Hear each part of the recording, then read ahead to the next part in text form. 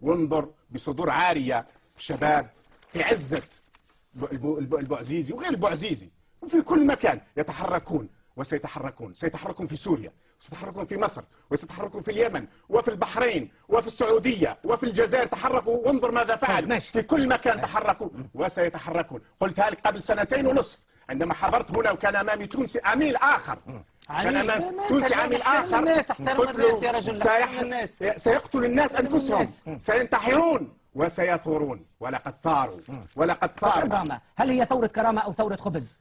باختصار بن علي يا جبان، تونس لا تهان، هكذا رفعت الشعارات.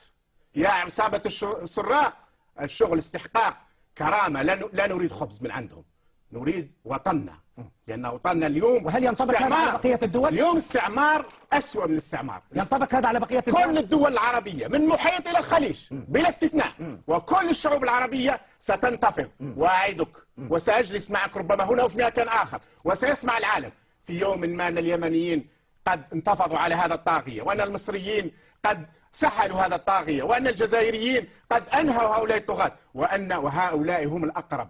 بن علي وعصابته والطرابلسية أقرب اليوم إلى السقوط. والله لو تستمر هذه الانتفاضة أسابيع، وأنا لا أقول إنما أتوقع، لا يسقط هذا الطاغية مثل ما سقط تشاوسيسكو وسقط آخر. نحن اليوم لولا الغرب لتحررنا، لأن الغرب يعلم أننا عندما نتحرر سنقلب هذا العالم ونوازن هذا العالم.